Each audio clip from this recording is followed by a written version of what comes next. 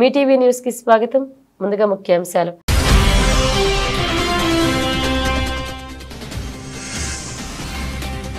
ఈ నెల 20న వేములవాడలో పర్యటించనున్న ముఖ్యమంత్రి రేవంత్ రెడ్డి. ఎమ్మెల్యేలతో కలిసి ఏర్పాట్లను పరిశీలించిన మంత్రి పొన్నం ప్రభాకర్.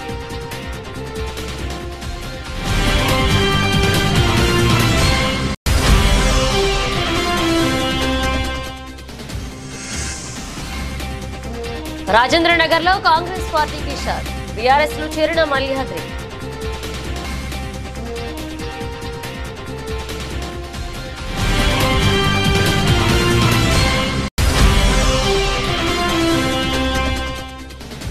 కేంద్ర ఆర్థిక శాఖ మంత్రి నిర్మలా సీతారామన్ విదేశాంగ మంత్రి జయశంకర్ తో భేటీ అయిన సీఎం చంద్రబాబు. ఢిల్లీ పర్యటన విజయవంతమైందన్న ఎంపీ లావు శ్రీకృష్ణదేవరాయలు.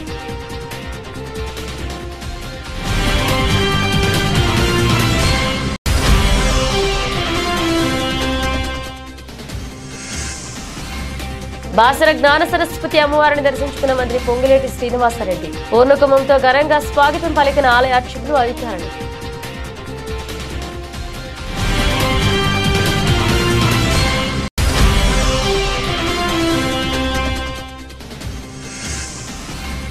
పెద్దపల్లి పట్టణంలో పోలీసు అధికారుల ఆకస్మిక తనిఖీలు.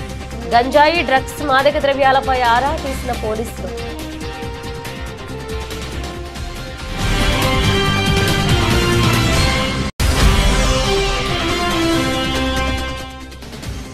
ప్రపంచ రికార్డులు బద్దలు కొట్టిన సంజు శాంసన్, తిలక్ వర్మ. దక్షిణాఫ్రికాపై 4వ టీ20లో 200 పరుగులు భాగస్వామ్యాన్ని నెలకొల్పిన భారత బ్యాటర్.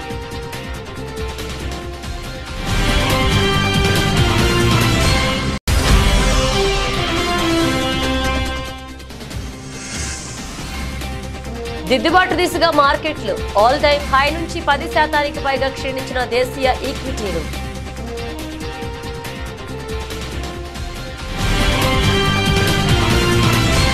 రాజన్న సిరిసిల్ల జిల్లా వేములవాడలో ఈ నెల 20న ముఖ్యమంత్రి రేవంత్ రెడ్డి పర్యటన ఉన్న నేపథ్యంలో మంత్రి పొన్నం ప్రభాకర్, ప్రభుత్వ వేములవాడ ఎమ్మెల్యే ఆది శ్రీనివాస్, మానకొండూరు ఎమ్మెల్యే కవంపల్ల సత్యనారాయణలు వేములవాడ ఆలయంలో చేయాల్సిన ఏర్పాట్లను పరిశీలించారు. సీఎం సందర్శించే చైర్మన్ గెస్ట్ హౌస్, శంకుస్థాపనలు, ప్రారంభోత్సవాలు చేసే ప్రాంతాలను పరిశీలించారు. ఆలయ పరిసరాలు శుభ్రంగా ఉండాలని ఆదేశించారు.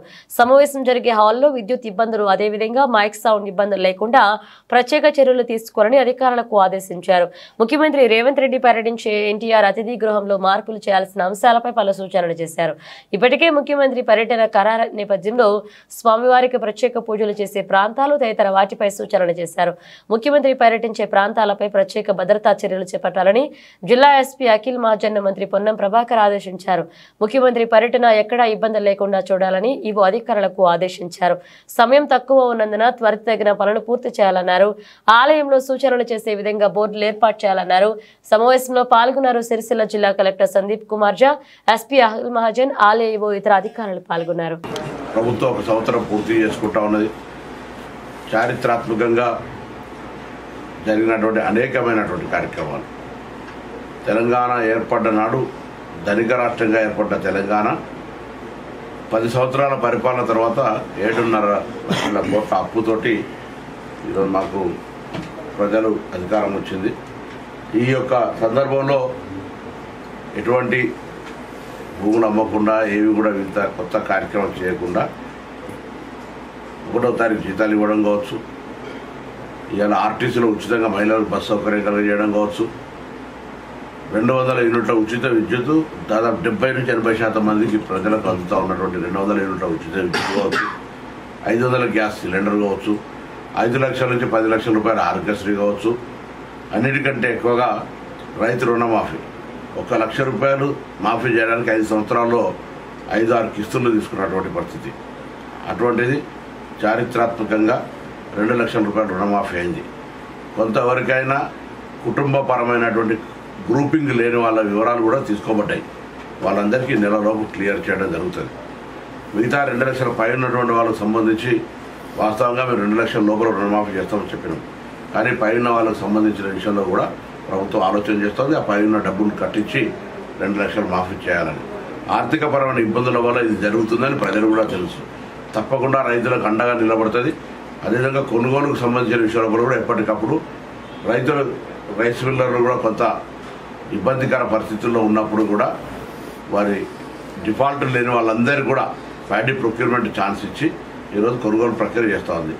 కానీ కొంతమంది డిఫాల్టర్గా ఇవ్వాలని కూడా 20,000 కోట్లు రైతుల ధాన్యాన్ని కొనుగోలు చేసిన పైసలు ప్రభుత్వం చెల్లించినటువంటి ధాన్యం మిల్లర్ దగ్గర పెట్టుకొని ధాన్యము డబ్బు కట్టకుండా ఉన్నటువంటి సొమ్ము 20,000 కోట్లు. ఆ డిఫాల్టర్లకు ప్రభుత్వం అనేక సందర్భాల్లో సామధాన భేద దండ అన్నట్టుగా అనేక రకాలుగా డబ్బు కట్టమని చెప్తా ఉంది. వారికి ఈసారి రైతుల ధాన్యాన్ని ఇవ్వటం లేదు. వారి వృత్తిపరంగా కూడా ఇబ్బంది వస్తుంది. మీరు రైతుల యొక్క ధాన్యాన్ని కొనుగోలు చేసే ప్రక్రియ. కాంగ్రెస్ ప్రభుత్వం విద్యకు పెద్దపీట వేస్తుందని మంత్రి పొంగులేటి శ్రీనివాసరెడ్డి అన్నారు.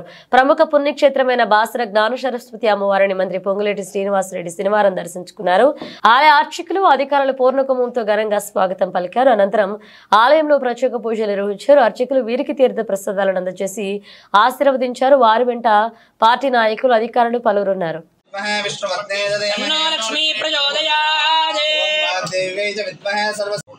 కోట్లతో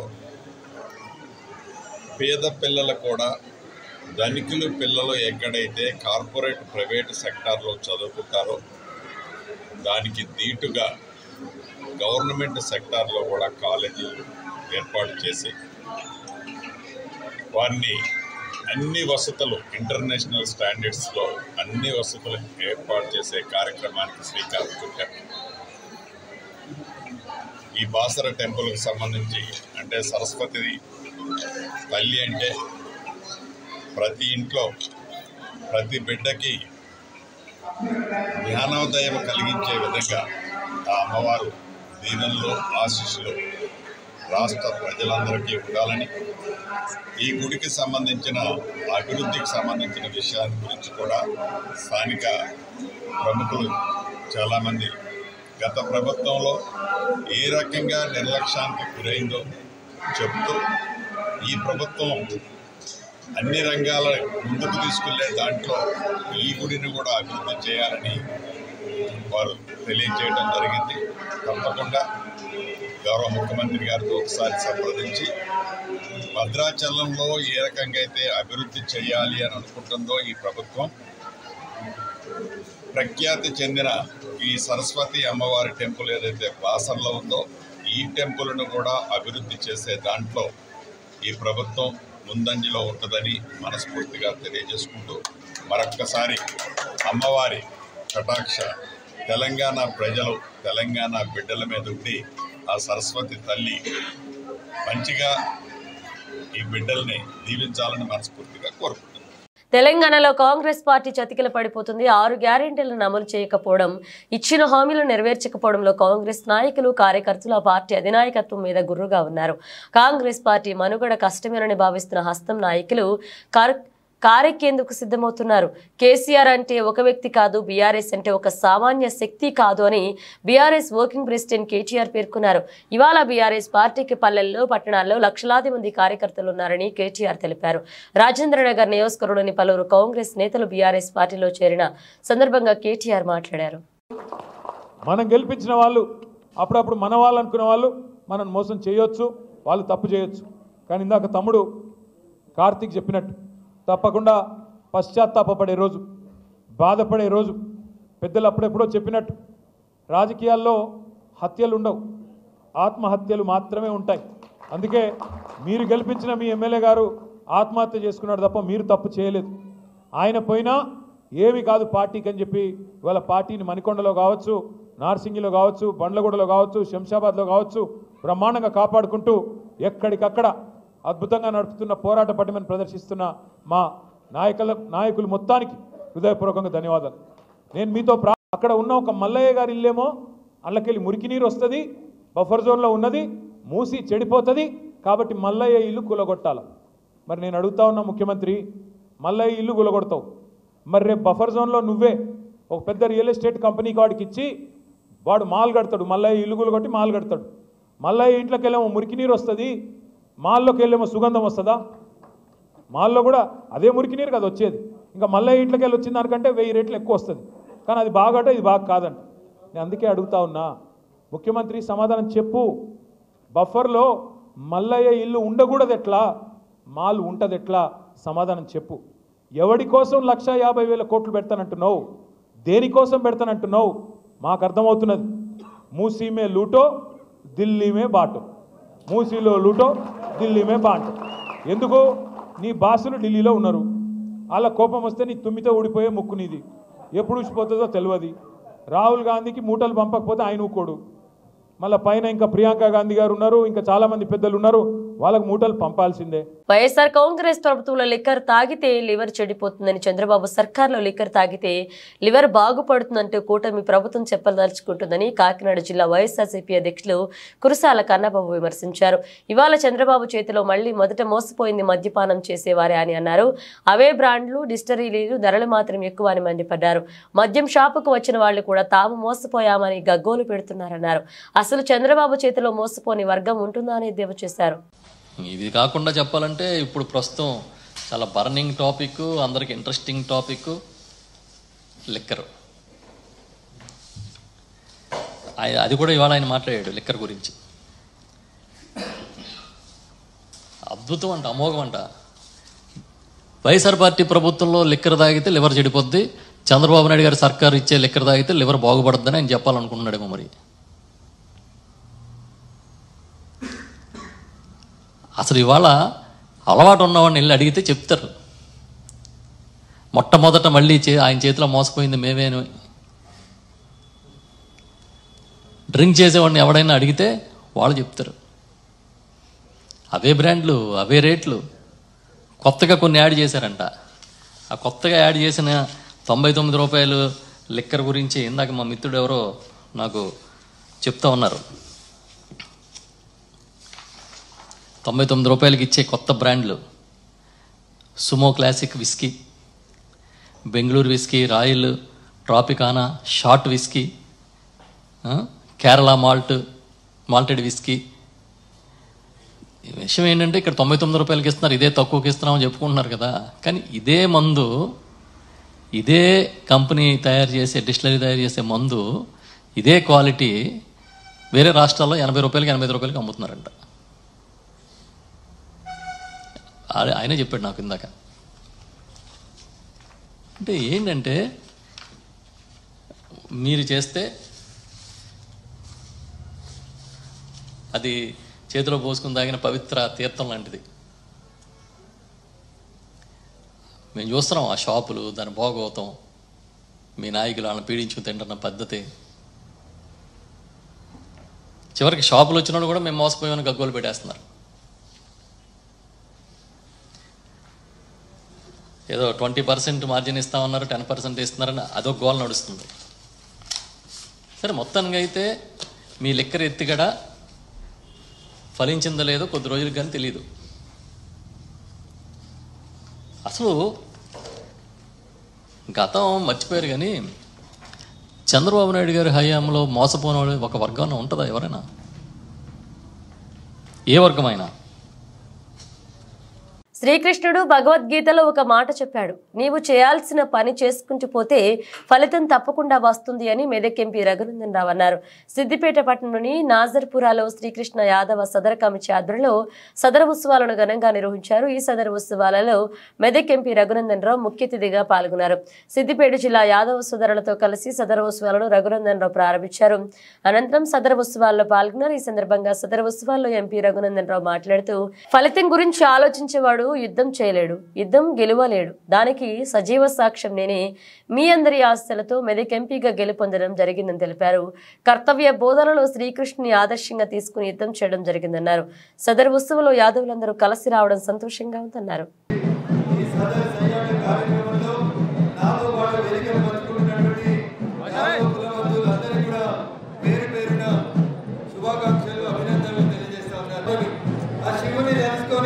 తల్లులందరూ కూడా దీపారాధన చేస్తున్నటువంటి తరుణంలో సదర్ సయ్యాట పేరిట సోదరుడు భాషా శ్రీకాంత్ యాదవ్ ఏర్పాటు చేసినటువంటి ఈ కార్యక్రమంలో సిద్దిపేటలో ఉన్నటువంటి యాదవ కుల బాంధవులందరూ కూడా ఒక చోటికి రావడం అనేది నిజంగా అభినందించాల్సినటువంటి విషయం.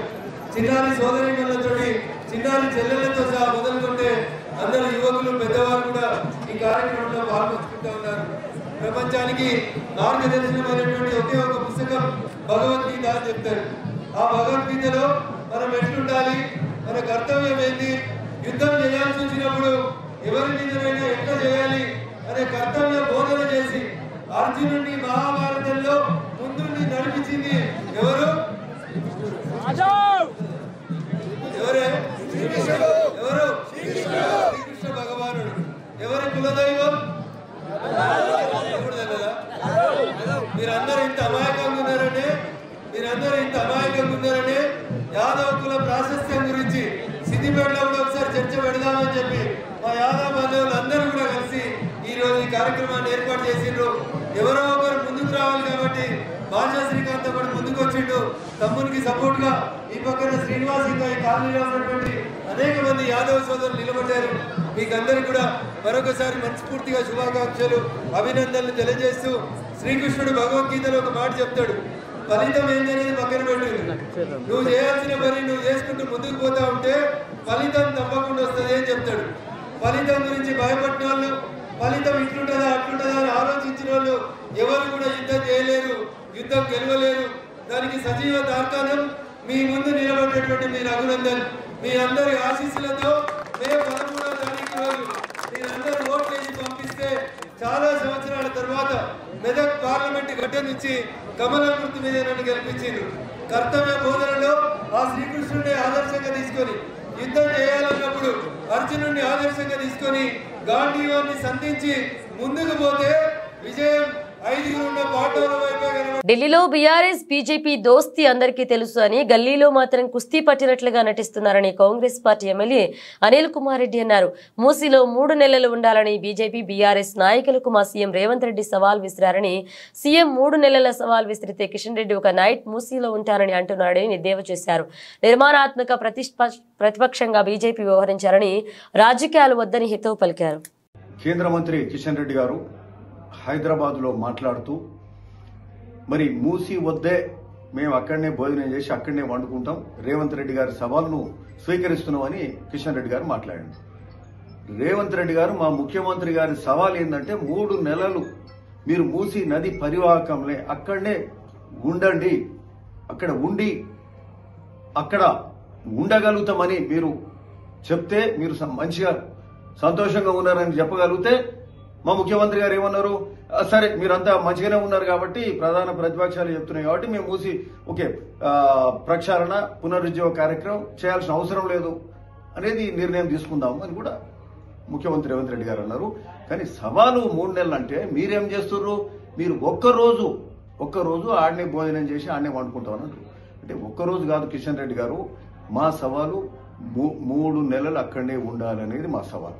సరే, ఇప్పుడు ఇది సవాళ్ళకు సంబంధించింది కాదు, ఇది ఈ ప్రాంత ప్రజలది. నల్లగొండ, ఉమ్మడి నల్లగొండ జిల్లా ప్రజల సమస్య, రైతుల సమస్య, కుల వృత్తుల వాళ్ళ సమస్య, మత్స్యకారుల సమస్య, రజకుల సమస్య, నేతన్నల సమస్య, రైతు కూలీల సమస్య, కాలుష్యమైన నీళ్లు ఈ ప్రాంతం గుండా పోతుంటే అనేక మంది ఏండ్ల నుంచి దశాబ్దాల నుంచి ఇబ్బంది పడుతుంటే దీన్ని రాజకీయం చేయకండి అని పదే ఉమ్మడి నల్గొండ జిల్లా వాసులు మొత్తుకుంటున్నారు. హైదరాబాద్ లో మూసీ నదీ పరివాహక ప్రాంతం వెంబడి కూడా లక్షలాది మంది బతుకుతున్నారు. తెలంగాణ ప్రతి ఇంటి నుంచి కూడా హైదరాబాద్ లో ఎవరో ఒకరు ఉంటారు. ఇంతమంది లక్షలాది మంది కోట్లాది మంది ఇబ్బంది పడుతుంటే దీని మీద మా ముఖ్యమంత్రి అనేక పార్టీలు అందరూ కూడా మాట్లాడినరు. ఈరోజు చేస్తామంటే దీన్ని రాజకీయం చేసే కార్యక్రమం చేస్తారు. కిషన్ రెడ్డి గారు, ఈరోజు మా సవాలు 3 నెలలు అక్కడ ఉండాలనే సవాలు. సరే, ఈరోజు మేము ఒకటి అడుగుతున్నాం, మీరు ఒక్కరోజు చేసేది కాదు.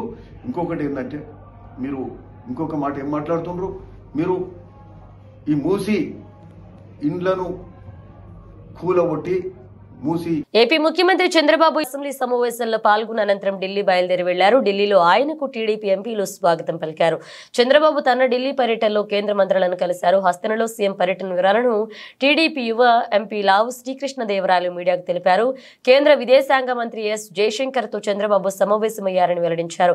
భారత్ నుంచి అమెరికా వెళ్లే విద్యార్థులు, పౌరుల స్థితిగతులపై జయశంకర్ తో చర్చించారని, ముఖ్యంగా మనవాళ్లు ఎదుర్కొనే ఇమిగ్రేషన్ సమస్యలు పరిష్కరించాలని కేంద్ర మంత్రిని చంద్రబాబు కోరారని శ్రీకృష్ణదేవరాయలు వివరించారు. నదుల్ని అనుసంధానం ద్వారా కొన్ని లక్షల ఎకరాలకి సాగునీరు, మరీ ముఖ్యంగా ఏదైతే వెనకబడ్డ ప్రకాశం జిల్లా అయితే కానీ, వెనకబడ్డ రాయలసీమ అయితే కానీ, ఈ ప్రాంతాలన్నిటికీ కూడా నీరు అందించాలంటే ఈ 2 నదుల్ని కూడా అనుసంధానిస్తేనే అవుతుందనే ఉద్దేశంతో ఈ ప్రాజెక్టు గురించి కేంద్ర వైపు నుంచి సహాయ సహకారాలు అందించాలని చెప్పి కేంద్ర మంత్రి నిర్మలా సీతారామన్ గారిని ముఖ్యమంత్రి గారు కోరడం జరిగింది.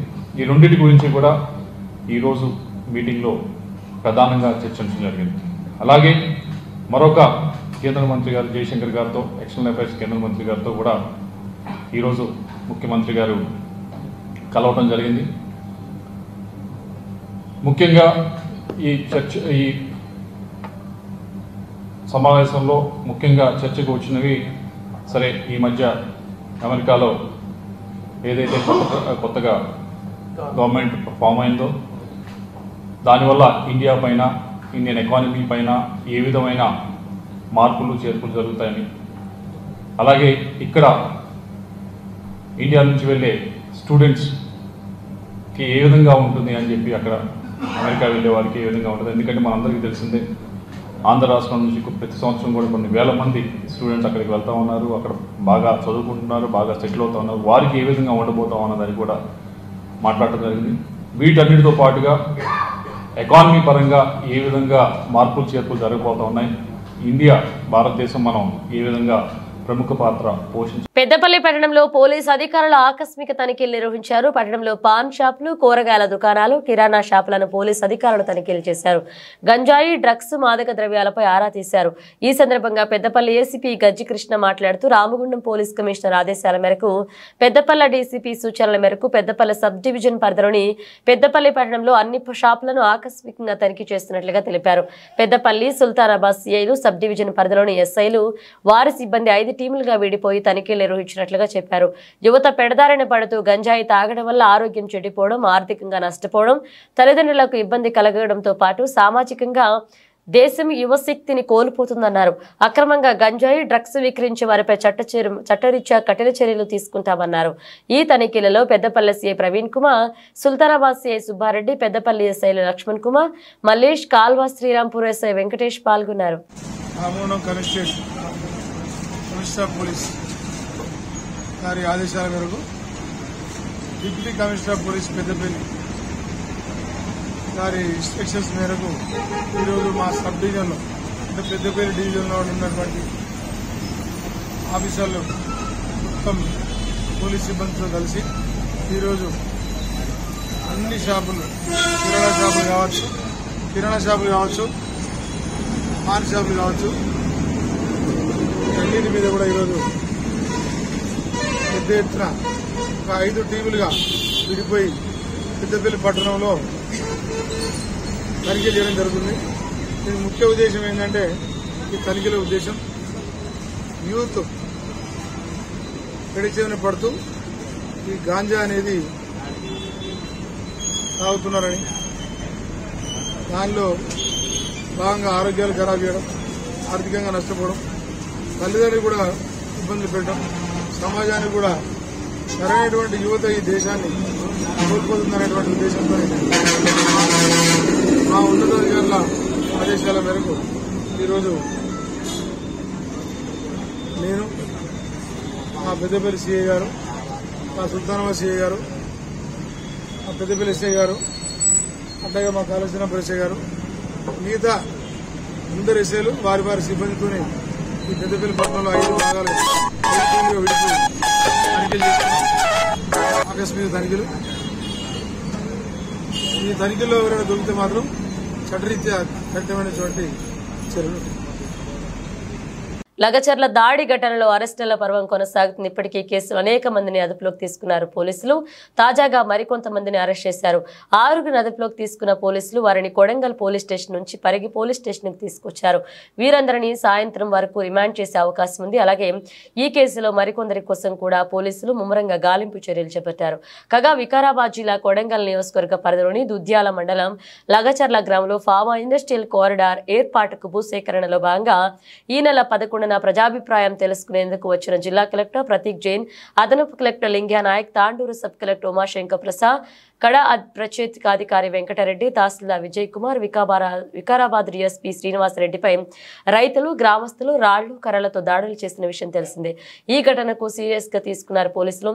దాడికి పాల్పడిన వారిని అరెస్ట్ చేస్తున్నారు. సోషల్ మీడియాలో ఫోటోలు, వీడియోల ఆధారంగా నిందితులను గుర్తించారు పోలీసులు. లగచర్ల దాడిలో పోలీసులు మొత్తం 47 మంది నిందితులను గుర్తించగా మాజీ ఎమ్మెల్యే పట్నం నరేందర్ రెడ్డి మరొక 21 మందిని రిమాండ్ చేశారు. జోహెనెస్బర్గ్ వేదికగా భారత్ దక్షిణాఫ్రికా మధ్య శుక్రవారం జరిగిన 4వ టీ20లో టీమిండియా బ్యాటర్లు సంజు శాంసన్, తిలక్ వర్మ సంచలన బ్యాటింగ్ చేసిన విషయం తెలిసిందే. ఇక సిక్సర్ల 4లతో ప్రత్యర్థి బౌలర్లను ఊచుకోత కోసి చెరో సెంచరీ సాధించారు. ఇక శాంసన్ 6 4లు 9 సిక్సర్ల సాయంతో 56 బంతుల్లో 109 పరుగులు సాధించారు. ఇక తెలుగు కుర్రాడు తిలక్ వర్మ 47 బంతుల్లోనే 120 పరుగులు సాధించాడు. తన ఇన్నింగ్స్ లో 9 4లు 10 సిక్సర్లు ఉన్నాయి. కడ వరకు నాటౌట్ గా నిలిచిన వీరిద్దరూ రెండవ వికెట్ కు ఏకంగా 200 పరుగులు భారీ భాగస్వామ్యాన్ని నెలకొల్పారు. దీంతో పలు క్రికెట్ రికార్డులు బద్దలయ్యాయి. టీ20 ఫార్మాట్ లో భారత్ తరపున ఏ వికెట్ అయినా ఇదే అత్యధిక భాగస్వామ్యంగా సంజు, తిలక్ వర్మ పార్ట్నర్షిప్ నిలిచింది. అంతేకాదు టీ20లో దక్షిణాఫ్రికాపై ఇదే అతిపెద్ద పార్ట్నర్షిప్ గా రికార్డులోకి ఎక్కింది. ఇక అంతర్జాతీయ టీ20 క్రికెట్ లో రెండవ వికెట్ ఇదే అత్యధిక భాగస్వామ్యంగా ప్రపంచ రికార్డు నమోదైంది. వీరిద్దరూ కలిసి 200 పరుగులు పార్ట్నర్షిప్ ని కేవలం 93 బంతుల్లోనే నెలకొల్పడంతో మరొక విశేషంగా ఉంది. ఒకే టీ20 మ్యాచ్ లో ఇద్దరు భారత బ్యాటర్లు సెంచరీలు సాధించడం కూడా ఇదే తొలిసారి. సంజు శాంసన్ కు టీ20 కెరీర్ లో ఇది 3వ శతకం. ఇదే సిరీస్ తొలి మ్యాచ్ లో కూడా సెంచరీ సాధించాడు. ఇక యువ బ్యాటర్ తిలక్ వర్మ వరుస మ్యాచ్ల్లో సెంచరీలు బాదాడు. 3వ టీ20లో కూడా శతకం బాదిన విషయం తెలిసిందే. ఈ ఏడాది దేశీయ స్టాక్ మార్కెట్లు ఎన్నో కొత్త రికార్డులను నెలకొల్పాయి. అటు బాంబే స్టాక్ ఎక్స్చేంజ్, ఇటు నేషనల్ స్టాక్ ఎక్స్చేంజ్ రెండు ఆల్ టైమ్ హైలతో అదరకొట్టాయి. అయితే ఇప్పుడు ఆ పరిస్థితి కనిపించడం లేదు. గత కొద్ది రోజులుగా సూచీలు వరుస నష్టాలకే పరిమితమవుతున్నాయి. మరి ఈ క్రమంలోనే సెప్టెంబర్లో రికార్డు స్థాయిల నుంచి గమనిస్తే సెన్సెక్స్, నిఫ్టీలు 10% పైగా పడిపోయాయి. మరికొద్ది రోజులు దిద్దుబాటు దిశగానే ఈక్విటీ మార్కెట్లు పయనించనున్న అంచనాలున్నాయి. దేశీయ స్టాక్ మార్కెట్ల నష్టాలకు అనేక కారణాలు కనిపిస్తున్నాయి. వాటిలో చైనా ఉద్దీపనలలో విదేశీ సంస్థాగత పదుపరులు భారతీయ మార్కెట్ నుంచి తమ పెట్టుబడులను వెనక్కి తీసుకుపోతుండడం కూడా ఉంది. ఈ నెలలోనే 94,000 కోట్లు తరలిపోయాయి. అలాగే ఈ ఆర్థిక సంవత్సరం రెండో త్రైమాసికానికి ఆయా సంస్థలు ప్రకటిస్తున్న నిరాశజనక ఆర్థిక ఫలితాల కారణమే. అంతేకాక మదుపరుల లాభాల స్వీకరణ, అమెరికా బాండ్ ఈల్డ్స్ పెరగడం, అలాగే డాలర్ ఇండెక్స్ పరుగులు పెడుతుండడం కూడా ఉన్నాయి. సెప్టెంబర్ 27న సెన్సెక్స్ ఆల్ టైమ్ హై నుంచి 85,978.25 పాయింట్లను చేరింది. ఇది తొలిసారి. నిఫ్టీ కూడా 26,277.35 పాయింట్లను తాకింది. అయితే అక్టోబర్ నుంచి మార్కెట్లోనే బేరిష్ ట్రెండ్ మొదలైంది. ఈ క్రమంలోనే ఆల్ టైమ్ హై నుంచి చూస్తే ప్రస్తుతం సెన్సెక్స్ 8,397.94 పాయింట్లు లేదా 9.76% కోల్పోయింది.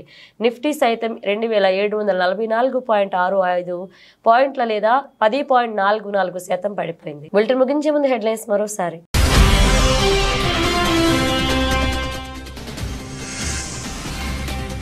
ఈ నెల 20న వేములవాడలో పర్యటించనున్న ముఖ్యమంత్రి రేవంత్ రెడ్డి. ఎమ్మెల్యేలతో కలిసి ఏర్పాట్లను పరిశీలించిన మంత్రి పొన్నం ప్రభాకర్.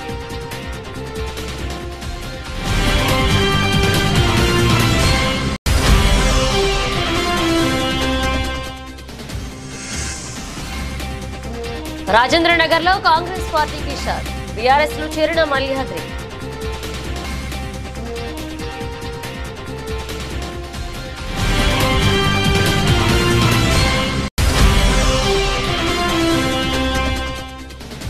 కేంద్ర ఆర్థిక శాఖ మంత్రి నిర్మలా సీతారామన్ విదేశాంగ మంత్రి జయశంకర్ తో భేటీ అయిన సీఎం చంద్రబాబు. ఢిల్లీ పర్యటన విజయవంతమైందన్న ఎంపీ లావు శ్రీకృష్ణదేవరాయలు.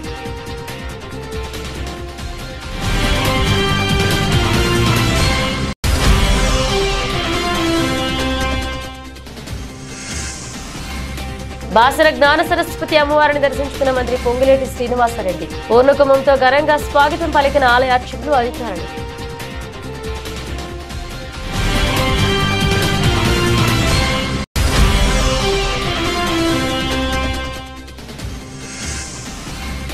పెద్దపల్లి పట్టణంలో పోలీసు అధికారుల ఆకస్మిక తనిఖీలు.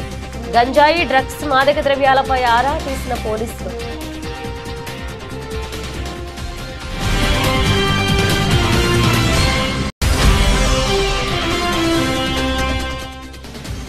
ప్రపంచ రికార్డులు బద్దలు కొట్టిన సంజు శాంసన్, తిలక్ వర్మ. దక్షిణాఫ్రికాపై 4వ టీ20లో 200 పరుగులు భాగస్వామ్యాన్ని నెలకొల్పిన భారత బ్యాటర్.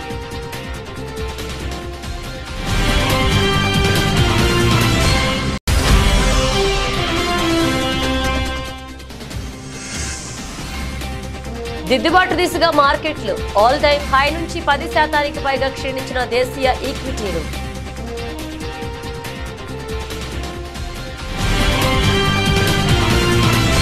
ఇవి బులెటిన్ అప్డేట్స్. మరో అప్డేట్స్ తో మళ్ళీ కలుద్దాం.